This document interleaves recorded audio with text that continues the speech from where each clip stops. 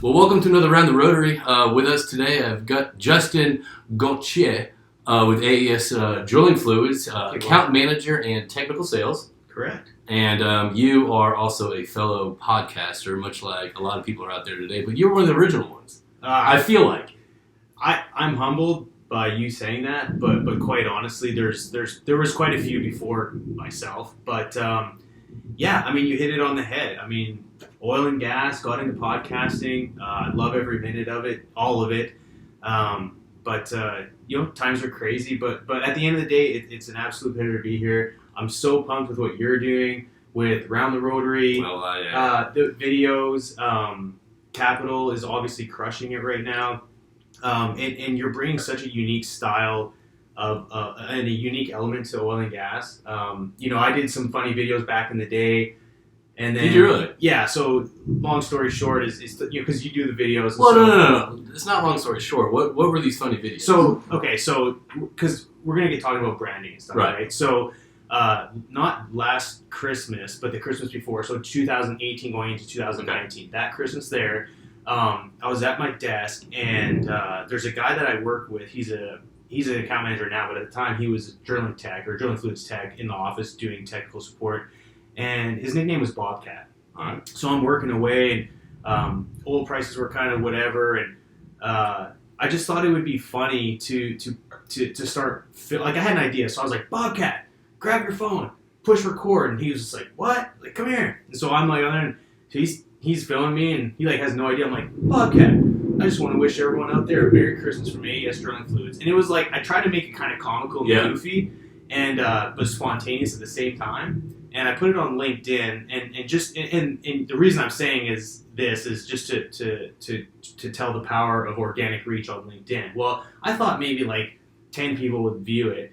Well, on LinkedIn you can see the views, and it ended up getting like 5,000 views, and it kind of got not because I was like excited because I got that many views, but just like the power of the internet. Seeing I guess the potential of like the silly video you put out there, and next thing you know, it's well received. People are watching it. People are talking about it. Yeah, and so I thought, wow, what an interesting exercise. So then I did it again, and I kept getting more and more views. And I would be at someone's office, whether it was a customer's office or just out and about, different events. They'd be like, "Oh, you're the guy with the funny Bobcat videos," because I was doing them once a week. Yeah, and I would tie in some technical drilling fluid stuff, and then tie in the comical piece. I ended up driving down to Corpus Christi to our barite grinding facility and brought Jordan, who's Bobcat, with me, and he filmed the whole thing. And I was like standing on top of these huge barite mounds, and then I was like pretending I was at the the control center grinding barite, and but talking really Canadian. Okay, and so it had a few kind of comical pieces to it, but also highlighting what AES is doing, and so it was very interesting. And so and I say that to say this, now you've kind of brought a similar element to LinkedIn with the comic and the Roughneck Jerry. Yeah. Pretty much I feel like Roughneck Jerry is one of those things. I mean, I think everyone during COVID, during the lockdown, you start sitting there and you start kind of going a little bit crazy. You know what I mean? Like, you're detached from everything. The only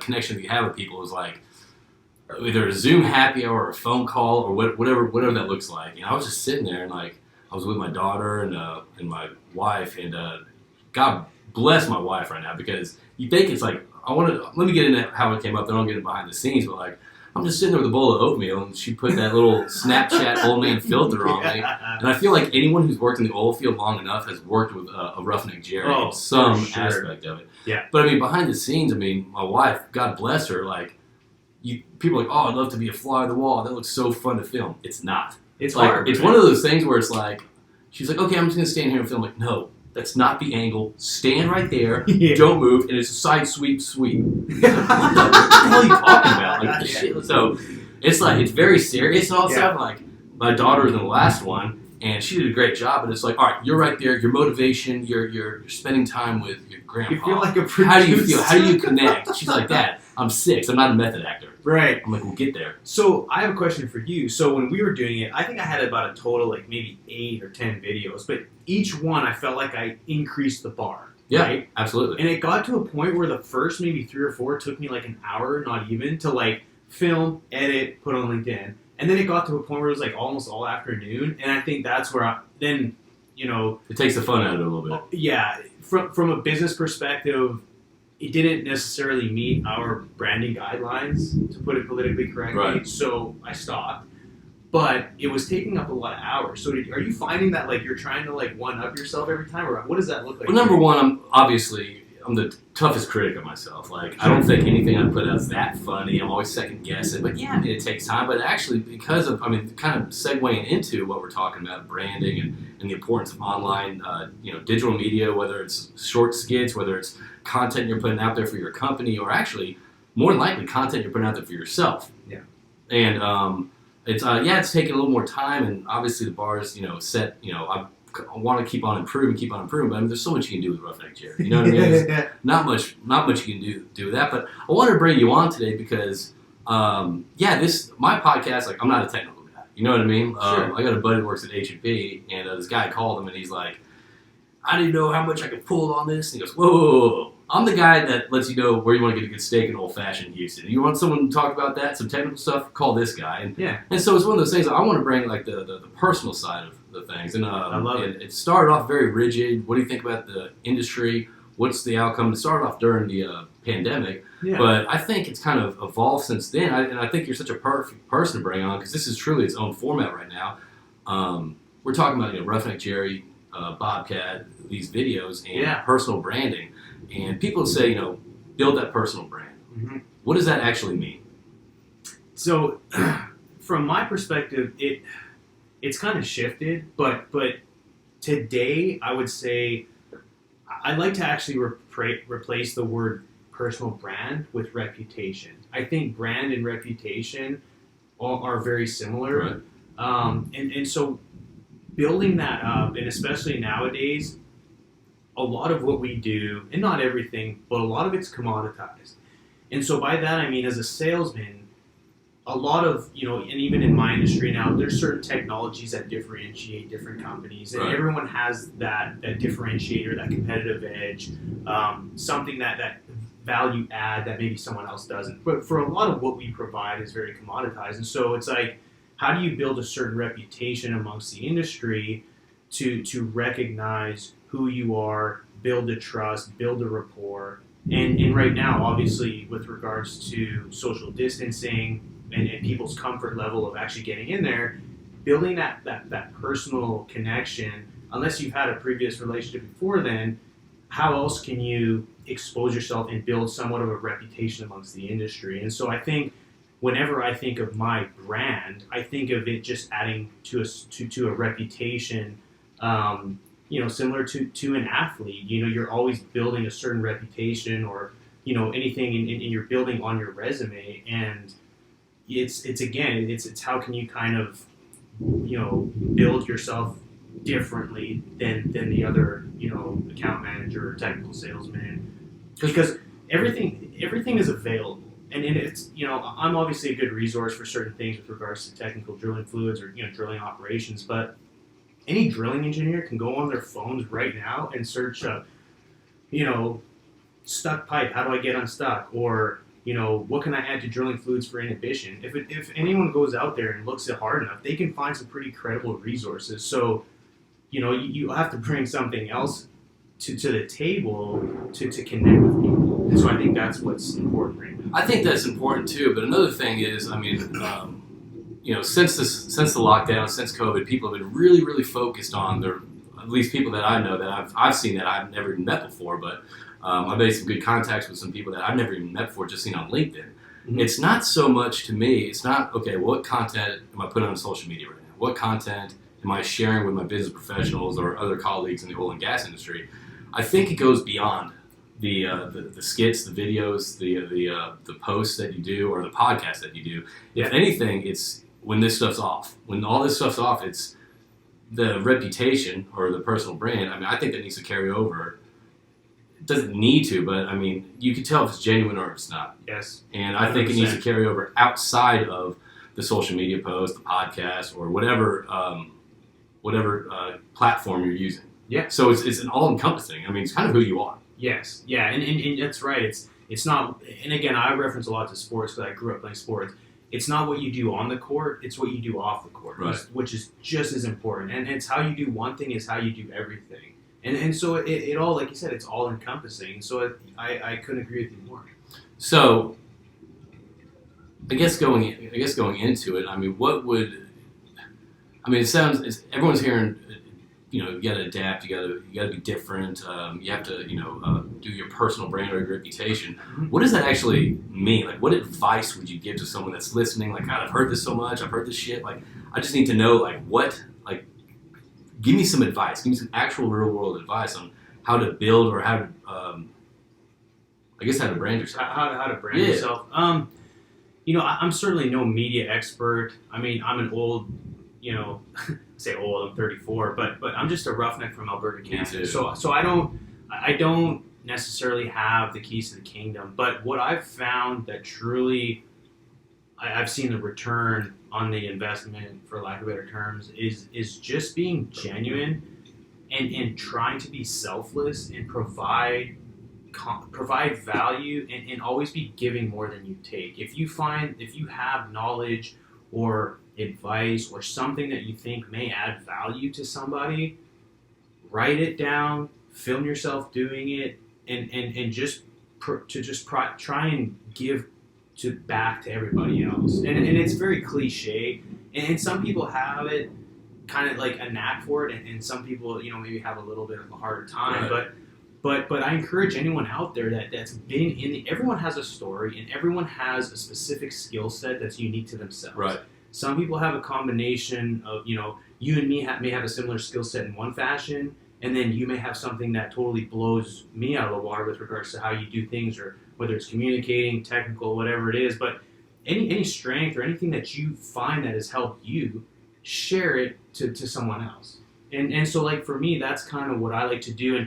And a lot of what I post on LinkedIn, like an organic post, unless it's like, shared with some, unless I share like a post from AES Drilling Fluids, is whether it's a quote or something that I think adds value to someone else. And by value, it can mean entertainment value, right. It can be knowledge value, it can be just any type of value. And so it's a very gray area, but just think, building the reputation and how can I add value and post something or do something that reaches the masses that may help somebody.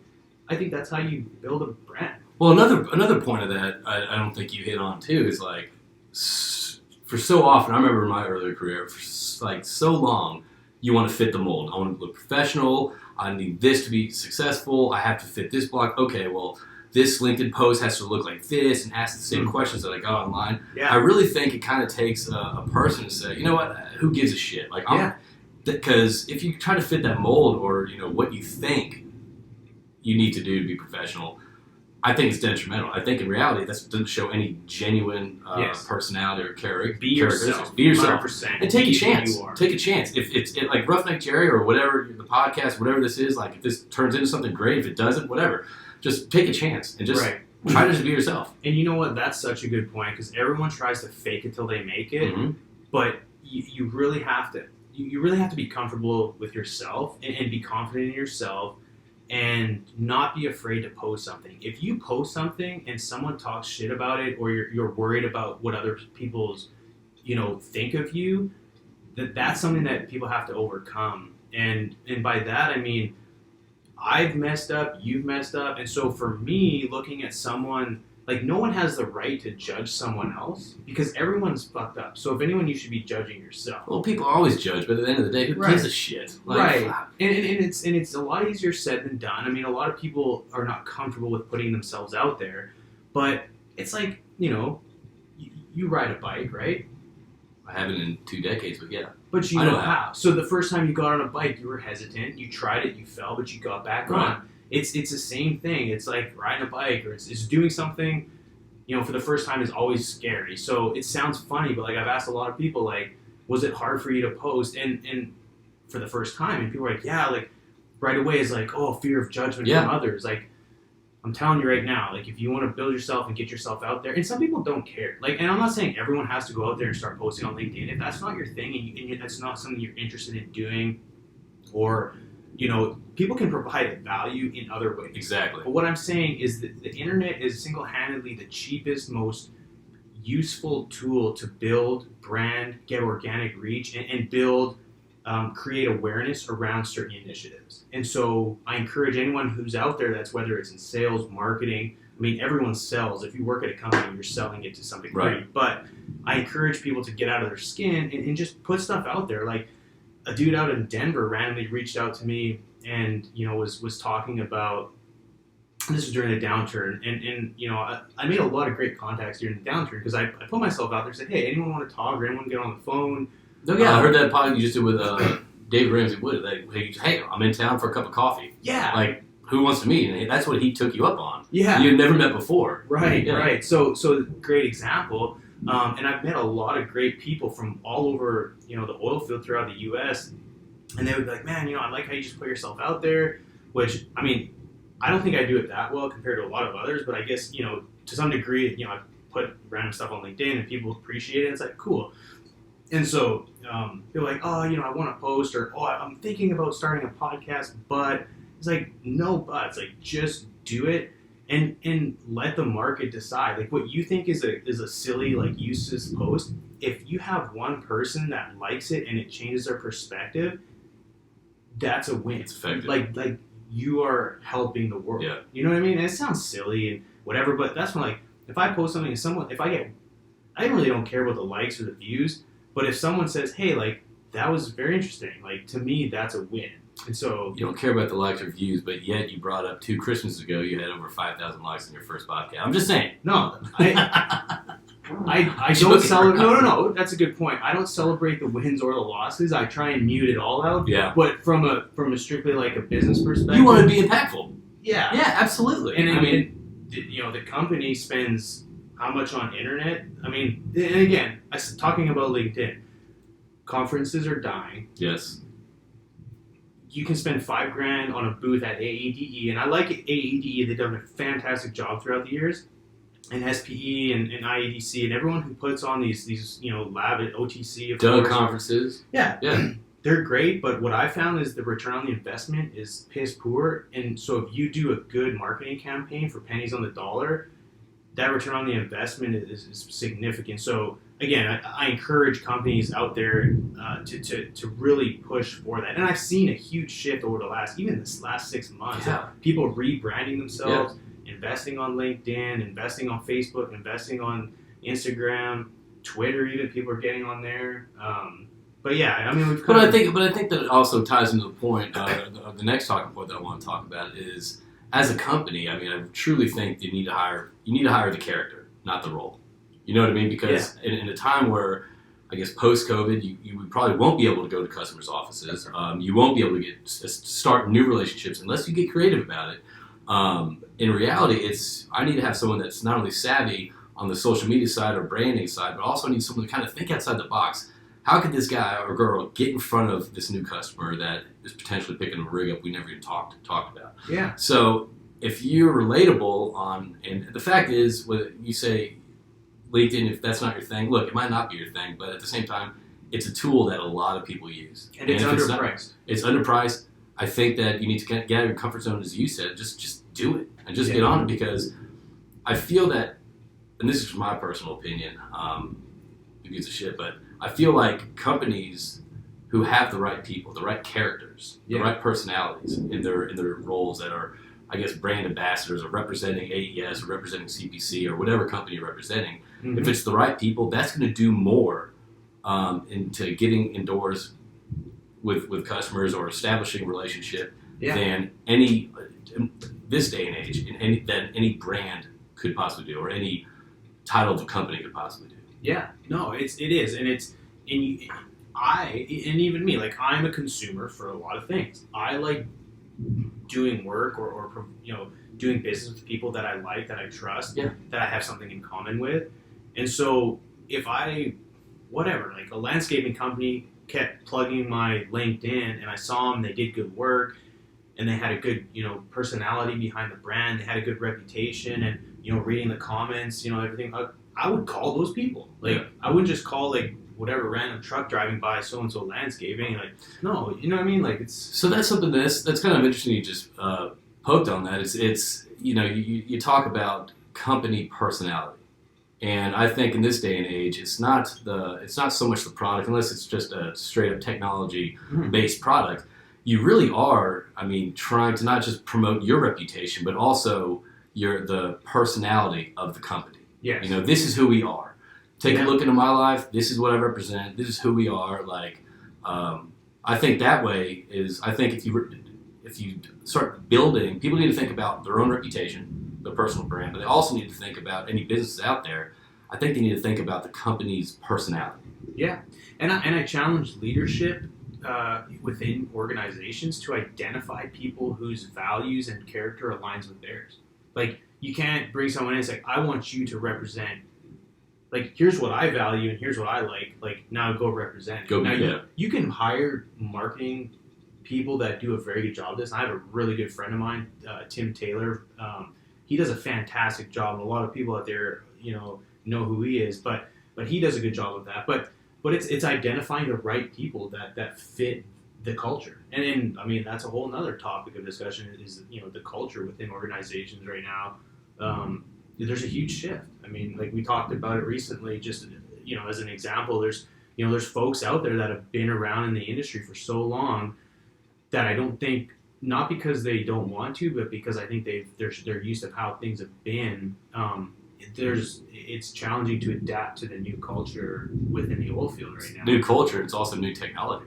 And technology. Whether it's podcasts or whether it's breakfast runs aren't going to be effective anymore. You know what I mean? Lunch and learns, probably not, unless you're trying to push something on them. But it's not going to be the same way. You gotta really start thinking outside the box and really just start like, what would I want to? How would I make this person want to see me? Yeah. Yeah. No, absolutely. Like, it's fun, and I think it presents so much opportunity. And the chaos has been breeding like some serious innovation on multiple fronts. It's a crappy time, from a micro level, but from a macro level, like, I think this is like the best time to be in the oil field, to be honest with you.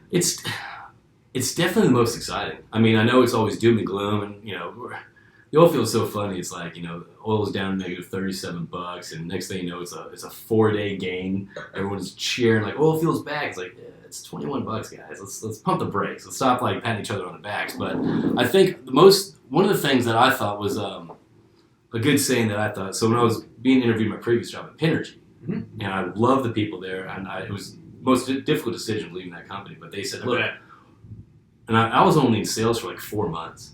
And they said, look, we're not hiring the position.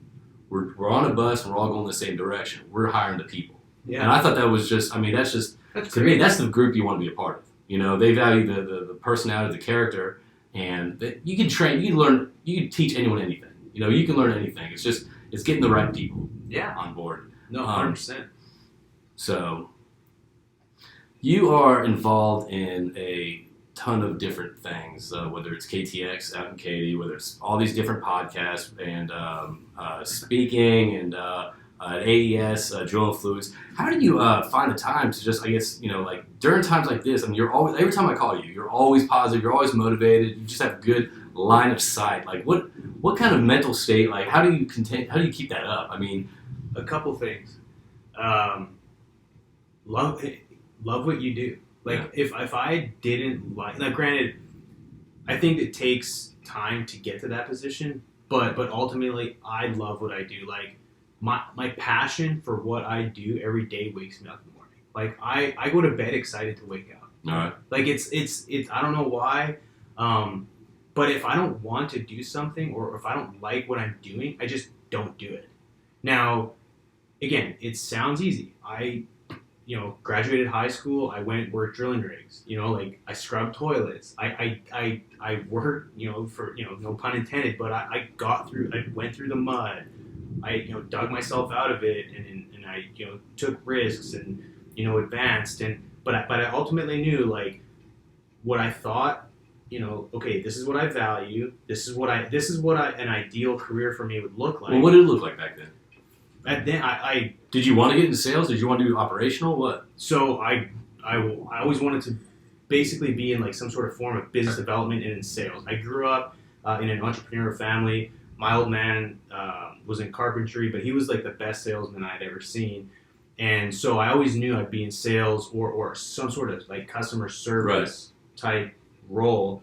But I kind of had a checklist. Like I want to work my own schedule. I want to be interactive. Like I grew up in high school. Like I was a party animal. Like I always was at like the biggest house parties, and I always was like with like, that was my thing. Like I loved partying and socializing. Yeah, I get that. And just living that like fun life. And so it was like, okay, so I want to be able to party and like have fun and work hard. And I had kind of like a list, and I just worked hard, and I kind of like figured out the path and how to get there. And I'm really big into health and fitness, so I was like, I really want to open a gym one time. And growing up in Canada, I was like, I want to move to the U.S. and I knew what I wanted out of life.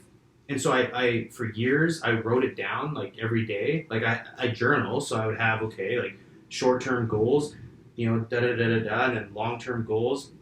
And it was crazy because like if I would look back in my journals, whatever I wrote down like actually happened, even to like what grade I got in college for certain classes. So the power of writing things down for me, like I can't speak enough of. Provides focus, yeah. Yeah, and so like that really helped me. And so going back to the question is like staying motivated and stuff like that. Like I always wake up with, and I don't know how or when I started this, but for some reason it's entrained in my head. The first thought that goes through my head when I wake up is, I will greet this day with love in my heart. I think I read that somewhere or something, but like that kind of like gets me going. And then like when I wake up, I've got my family. Yeah. I've got a roof over my head. My mom's alive. Like we are so spoiled with where we live, the resources we have, the running water, wine, electronics, a roof, internet. Like, dude, life is so good. The odds of being born are like 1 in 500 trillion. Like we are life's greatest miracle. Yeah. Like it's fucking amazing. Well, what's amazing, so I had a conversation with a buddy. I just had lunch with Sean Stevens. We were talking about he was living in China, and I was talking about my experience living in Saudi Arabia, and like how I went to Africa, and he's like, yeah, China is like this mega, these rich, cities, 15 million people, and all these new buildings, but some places like there's poverty. I mean, people are shitting, like kids are shitting on the side of the walls, like on the side of the roads, and it's one of those things too. Like you're right, like as America or live in North America, and we're so blessed with convenience. You know what I mean? Like we're so blessed with convenience. Another thing also, whether it's social media, we're bragging about social media, but also a downfall of social media is that you're always comparing yourself. And I think after maybe this COVID or this thing where people kind of are stuck inside with their families, and if they don't make the best of it, saying this is what's important, my family's important, my children are important, my wife, my spouse, my husband, whatever it is important. It's not about, getting your 401k to this level. It's not about getting the next promotion, all that stuff. Because all that shit's down the road. Once you get there, you're going to want something else. Once you get here, you're going to want something else. So I completely agree with that. I think it's one of those things where if this didn't reset people to understand what's important, your health, your family, your friends. And that's the thing. We have a lot of friends in the oil and gas industry, and I call them frustomers, friends that are customers. They're not doing shit for a long time. I mean, some of them lost their jobs. Yeah. But I'll still pick up the phone and call them because I want to let them know, like, hey, man, like, you're my buddy. Like, I'm calling you because you're my friend, and that's what's important, at the end of the day. And if this doesn't kind of make people kind of, I just guess, change their scope a little bit on, is it about that next promotion? Is it about this new job? And kind of tie into what you said, love what you do. And if you don't like what you do, get the hell out and do something like, find something that I don't know anything. I've been in the oil field for 20 years. Well, you're probably pretty good at making relationships. You're probably pretty good at getting in the door to somewhere. So what can you do with that in other industries, or start something on your own? Yeah. No, and it's, and whenever I talk about these types of topics, I always try and this goes for anything, I always try and put myself in other people's shoes.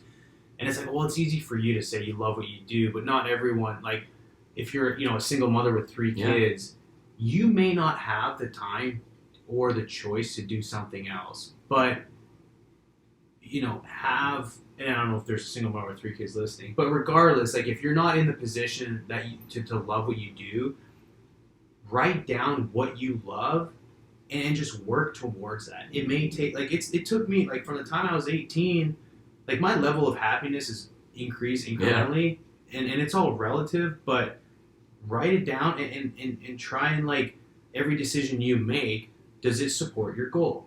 When you wake up in the morning, when you eat a cheeseburger versus a salad, like, whatever it is, whether it's a fitness goal or a health goal or career goal or a relationship goal, emotional goal, like, everything that you do in every second of the day, does that support those goals? And if it doesn't, well, then maybe reevaluate. Right. But ultimately, you'll go in that direction if you focus on that. Take your ego out of it. Yeah, that's a lot. Ego is the enemy. Ryan Ego Holiday, really is it's the a enemy. great book. I always quote it there. But yeah, What book was it?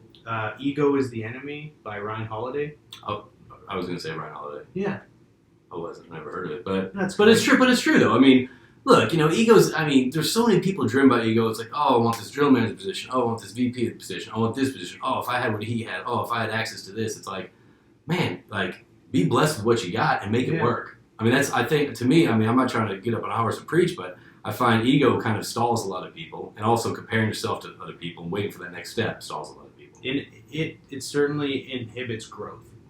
And we are all here to grow and to help others.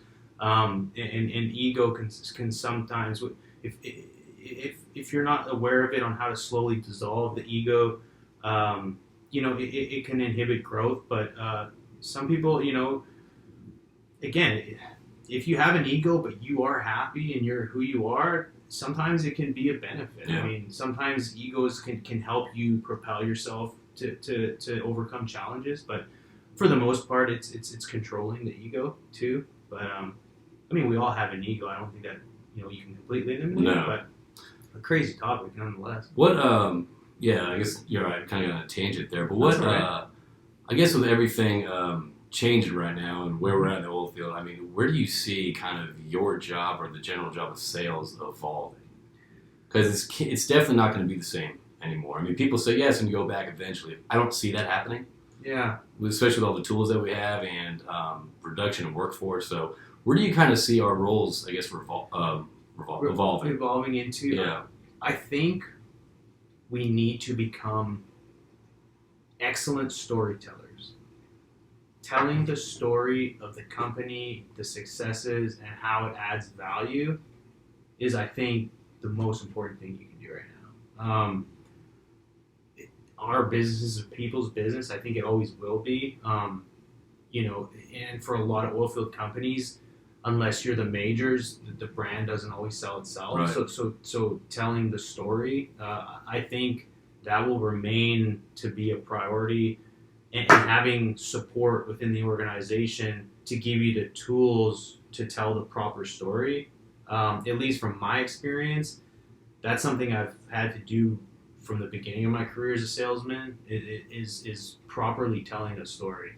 A lot of people are hesitant. A lot of companies are hesitant because they don't want to either, whether it's have something not be portrayed like per our company X branding booklet, like, you know what I mean? Like, so a lot of companies kind of have to take a leap of faith and say, look, is this detrimental to you? Is this detrimental to the company? I say, no, go for it. Try it out. Right. If it works, it works. Because it shows vulnerability. And I think vulnerability is also a key part of our big time of our job and actually everybody's job in establishing like meaningful quality relationships. Yes, and increasing, building quality relationships and being resourceful. Like, just because you sell whatever X product, but have the knowledge of who sells Y and Z and who maybe the bigger players is. Because someone, if you're a customer of mine and I've got a good connection with a lot of people, like, hey, who would you recommend for this? Well, you want to be a resource for your customer. Yeah. Hey, you need bits, you need to go talk to this guy. You need directional, up in this area, this company, they've drilled 100 wells right in that area. Like being resourceful, I feel like is extremely important right now too. It's one thing to know your own product, but if you've got an idea of kind of more all-encompassing to help your customers. Well, you're helping them out. Yeah. That way they don't have to pick up the phone and make 5 other calls. They can call you and they're like, all right, I know Justin's got it. Like, if not, he knows someone that has it. So That's going to save me time. yeah, I think that's where a lot of salesmen separate themselves, aside from building a good brand, is knowing who the best people in the business are to do business with, and the companies that are high performing.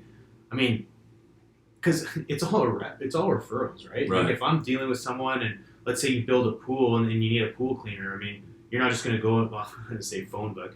You're not just going to go on Google In and 1988. yeah, and look it up. You're going to talk to people and say, who do you know? Oh, I know this badass pool cleaner. He does a great job. He comes in, he calls me, he checks up on me. He's got the latest chemicals, whatever the case may be. So being a good resource, I think, is extremely important as well. All right. Well, I appreciate you coming. But do you have anything you'd like to plug that now that you're here? Man, this is all about Round the Rotary, buddy. I appreciate it. What's the name of the podcast that you? Mine's Oil and Gas Onshore. And then if anyone out there is in the drilling space or is interested in drilling fluids, we have a drilling fluids podcast that strictly focuses on drilling fluids topics. It's basically like a mud manual on podcast. So we take different technical topics with regards to drilling fluids, and we try and cover them as best we can within 20 minutes to half an hour each episode. So that's from a technical perspective. We've sent a lot of episodes out to drilling engineers, company men. So that's something I always like to highlight. Right. It's something different that no one in our space that I'm aware of that it does that, and we've had a lot of good feedback on that. So those are the two from a media's perspective. And what about people that have been stuck in their house in the Katy and surrounding area that want to lose the COVID third? Is there anything that you can speak to on that? Of course, yeah. I'm part owner in a gym out in Katy called KTX Fit. It's a strength and conditioning style gym, but we also offer different classes for, depending on your goals. I mean, we cater to anybody. We have people, ex-athletes to, grandmas who want to, squat with a barbell for the very first time. That's what I'm talking about. Yeah, so, we really have stuff for everyone. And if you head out there, just tell them I sent you. You'll get a free trial, probably a week trial. So, man, just trying to stay busy and keeping fit and having fun. Well, good, man. I like hearing that. And honestly, you've been such a motivator and a resource for me and CPC. I'm just glad you're here today, enjoying a glass of wine with me on Round the Rotary. Yeah. If anyone wants to get in touch with them, you can email us at roundtherotary@cap-petro.com. Again, it's roundtherotary@cap-petro.com, and I'll relay the message to Justin, or you can find him on LinkedIn and connect with him there. Sure. If you have any questions for him there. And if anyone has any questions or comments or wants to be on the show, go ahead and go to capitalpetroleum.com and click on podcast. And there's a form there that you can sign up to be a guest. So, well, hey, look, in Canada we say this, but not to fluff your toque, but you're doing a jam up job, man. And I think you've set a serious, I don't know if it's a trend or you've made people aware of the uniqueness of how we need to interact now within business, is having customers and people within your network come here, do the dinner thing, socialize in an intimate environment. I've explained it to a lot of people, and it's something that really differentiates you from the rest of your peers in a very positive way, man. So keep thinking outside the box and keep crushing it, man. It's been fun. You're setting the bar high. Buddy. It's been fun, and honestly, it's just been the best part about it is not the potential work, potential well site supervisors may get. It's more about like, I love, this is what charged me up. Just kind of like you love partying, bro. I love partying. All right? I don't party nearly as hard as I used to because I have 2 kids now. But well, I'm just saying. COVID, don't get me wrong, was great. I dug myself into this podcast and media content, but I think like you and myself, we get charged up when we're around our friends, when we're around our customers, and I think that's just one of the benefits of this. And at the end of the day, it's like, we can be either sitting at the house and wait for them. Oh, we're getting a rig. Okay, I'll call them now. Or it's like, hey, let's all hang out together. Yeah. Yeah. One last thing I always like to do. My old man passed away a few years ago, but one thing that stuck with me for so long is growing up. I always looked at different people. It's like, oh, they're so lucky. Like, oh, they're so lucky they have a pool. Or, oh, they're so lucky they have a nice car. Or, oh, they're so lucky they get to do or whatever. But my dad always told me, it's funny how lucky you get when you just work hard every single day. Yeah. That's good. That's a good point. It's simple, but it's something I always like to share because it means a lot to me. Well, thank you for sharing, but I mean, during COVID, I think people are lucky that had a pool. We were trapped in the house for 2 months with a 6-year-old. Hey, yeah, but hey, that pool didn't get there if you're sitting on your ass all day. Someone worked their butt off to get financially, in a position to be able to do that. That's right. All right. Well, Justin, I appreciate it, man. Cheers. Awesome. Appreciate And I it. guess, I'd love to have you on Refill. again. Refill time. Yeah. All right, everyone. Thanks for joining us. And my name is JP Warren at Round the Rotary. And with us, we have Justin Gauthier. You got her. All right. Yeah, right on. Well, thanks for joining, everyone. We'll talk to you in a little bit. Peace. Peace.